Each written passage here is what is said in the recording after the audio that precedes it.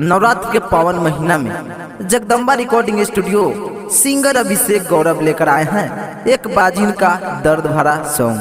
तो आइए सुनिए और प्यार दुलार आशीर्वाद जरूर दें। म्यूजिक का निर्भय राज चकिया।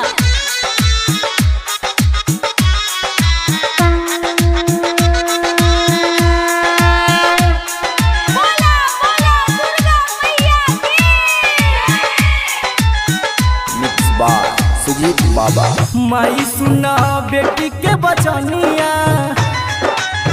माई सुना बेटी के बचनिया, लोगवा कहेला बझिनिया।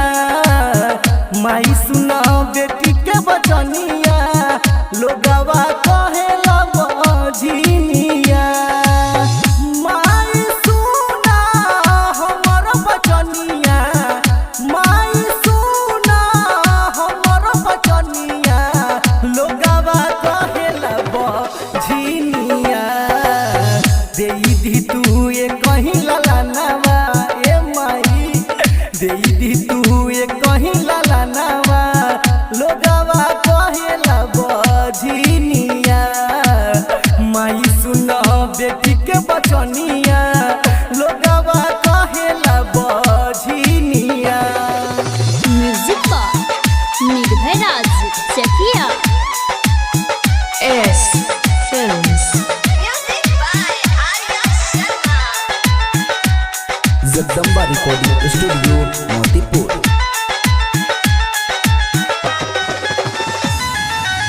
सासु मारे ताना ननद देवे नाही खाना, पति कहे बदलब जनाना। ए माई हो पति कहे बदलब जनाना।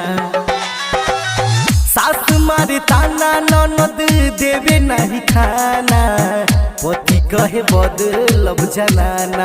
ए माई हो पति कहे बदलब जनाना। लो रवि से धोई मंदिरिया,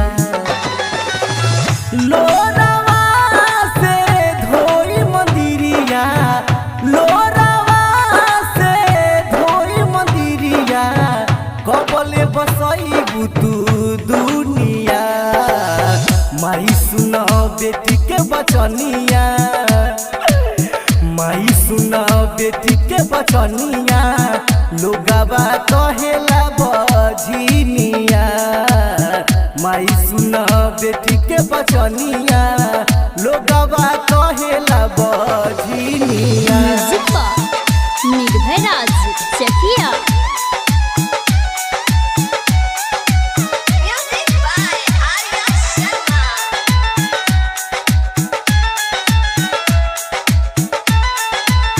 एस फिल्म्स।